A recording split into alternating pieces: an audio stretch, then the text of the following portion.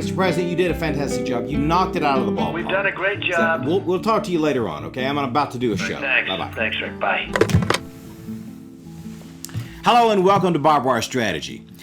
I want to start this out. Well, first off, welcome to Season 2. I've got a new setup. I've got my backdrop is a real backdrop. It's not the green screen. This actually does exist, but all this time I've been using the green screen so I could put stuff behind it. But now we've got the actual backdrop. And I've got my World War I uniform. I dug it out of the trunk the other day, and I decided, I'll wear my World War I uniform and the medals I got between 1898 and the 1920s, except for this one right here. This one here, Harry Truman pinned this one on me. That's the Medal of Freedom, and this is what they used to look like. One thing I wanted to tell you, I'll start the show out on, and that is, here's Joe. Joe and I, come in here, I want to tell you, this is just, don't tell anybody. This is just between us, okay? Joe and I have we have something in common, something very deeply in common, and that is that we both have memory problems. And this is to explain why I haven't had a show in the last month, since the last show, which was the Battle of India. You see, Joe has memory problems because his brain is going on him and he can't remember anything. He's basically got cobwebs in his head. In fact, this bobblehead right here probably knows more than Joe Biden does. My memory problems aren't necessarily up here in my head. My memory problems come from the fact that I ran out of memory on my computer. The hard drive that I use on my computer basically ran out of space. So I went out and I got a 5 terabyte hard drive, and I thought, oh, well, this will be easy. I'll just move stuff from one side to the other side and solve the problem.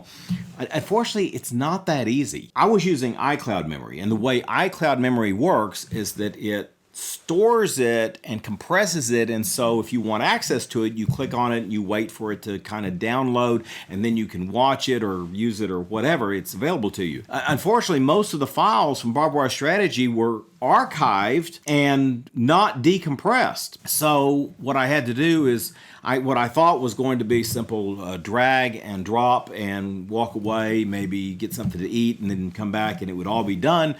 It's taken over a month.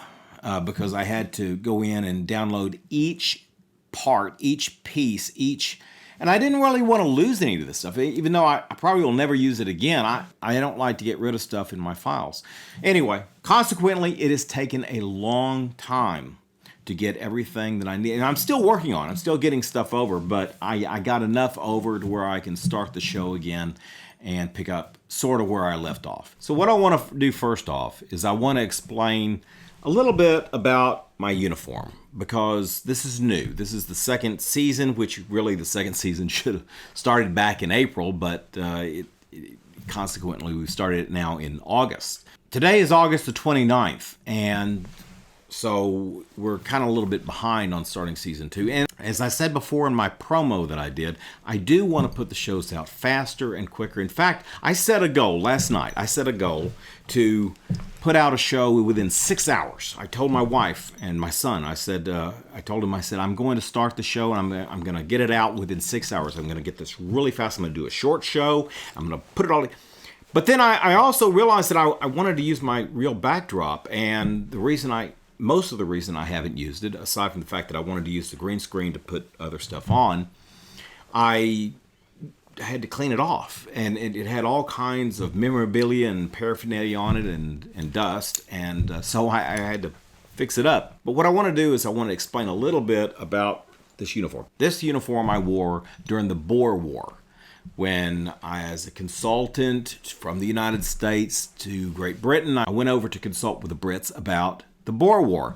And this is the uniform that I had, but then I continued to wear it because I was then an attaché, rented out, you could say, to both the English and then the French Foreign Legion in the 1920s.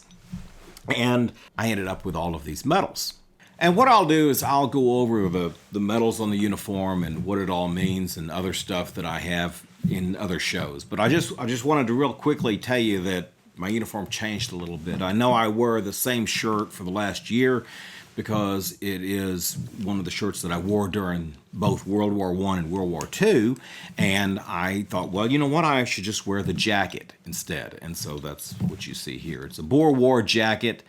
And the medals are all the ones that I earned from the 1890s all the way through the 1920s.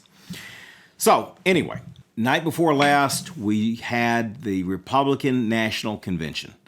And let me tell you, it was a fantastic show. You know what? We need to get Biden out of here and Trump in here.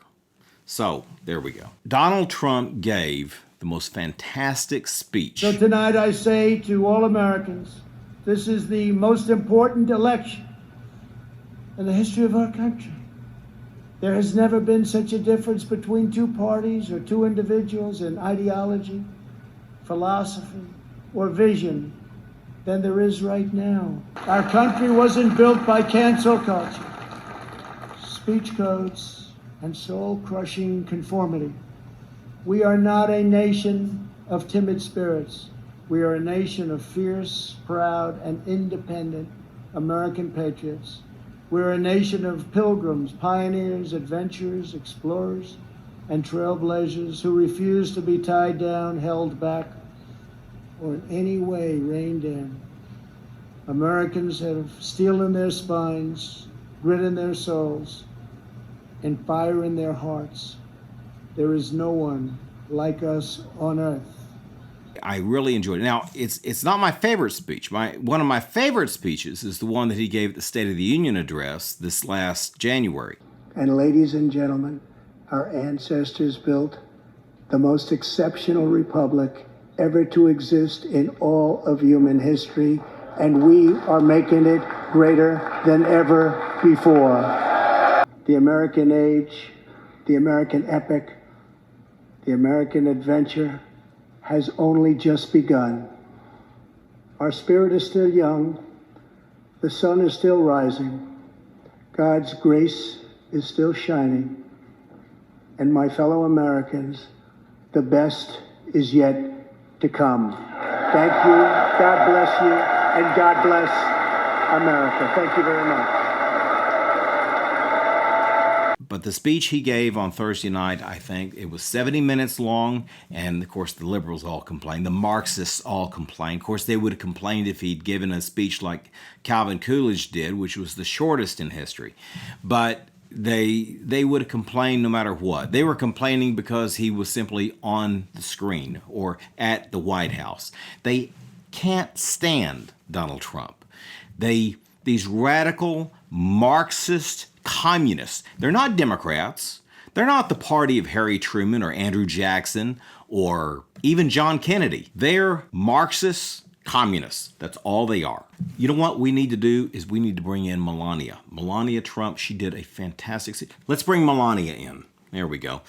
Melania gave an excellent speech the night before the president did. She did a fantastic job. And then the liberals had the audacity to complain about her accent. Really? I bet you that if it was some Mexican woman up in the Democrats that was speaking that had a broken accent, I bet if anybody said anything, if the Republicans said anything, they'd say, oh, you're a racist. Wait, but Melania, who speaks 5 different languages, she got up there, and of course she has a broken accent, but she's doing a hell of a lot better at speaking English than I do at speaking Italian or Russian or French or German. So I think that she did a fantastic job. And so the Marxists out there, well, they can all just go straight to hell as far as I care. But I think that the Republican convention was, and I really, really love the fact that they had it at the White House, especially Trump's speech at the White House and her speech in the Rose Garden. It was fantastic. And then the fireworks show...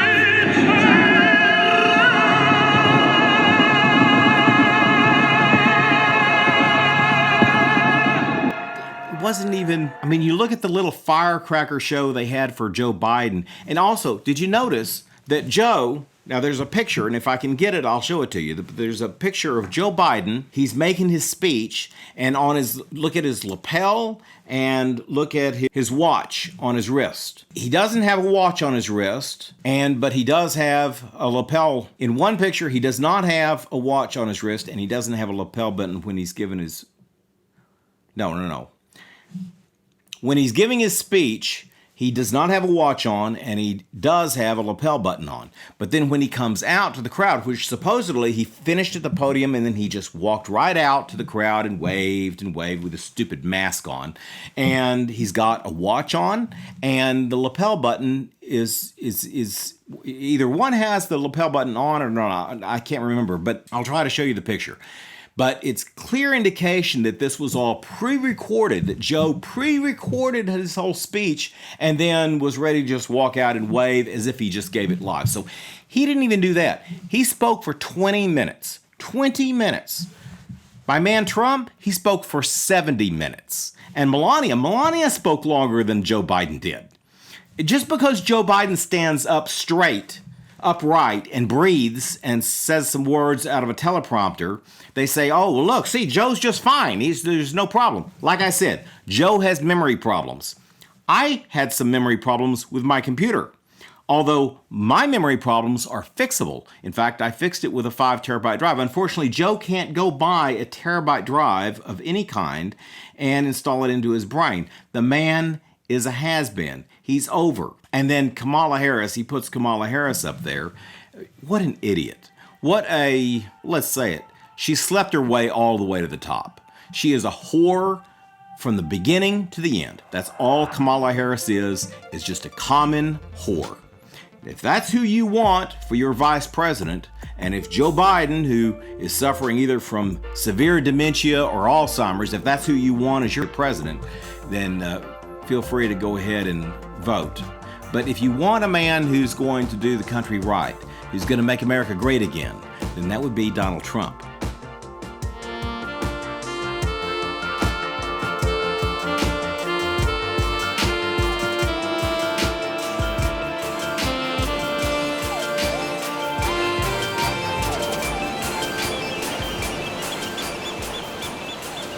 If you enjoy this episode of BarbWire Strategy, then you'll enjoy all of our episodes. Of course, our main topic is politics and the re-election of Donald Trump. But we also have shows on literature, history, and let's not forget Cigar Nights, where we provide you with an excellent course on the etiquette of smoking fine cigars. Join us throughout the next season in Season 2, where we're going to introduce 3 new topics. And those 3 topics are going to be tarot cards, board games, and a little bit on the financial stock market. I know that's a crazy mix, but just stay with me on this. This is going to be exciting this season. And don't forget to hit the subscribe button and the like button. Help me and the Donald out this year, in our election year, to subscribe and like. Like often as you can, just like you should vote as often as you can. Don't forget that if you can't find my show on YouTube, then you can always go to BitChute, because sometimes YouTube doesn't believe in the First Amendment, but BitChute always agrees with the First Amendment and never takes anything down. So go to BitChute and create an account, because I put my stuff up on there too. I'm also trying to upload to other platforms, so look for me on other platforms and I'll keep you informed. Check out my Instagram, my Facebook, and my Twitter, because you can catch me on all 3 of those networks. My name is Colonel Jim Ed Love, and here on BarbWire Strategy, I give you a different perspective to look at the complicated political strategies and problems of the day from a point of view of the 19th century.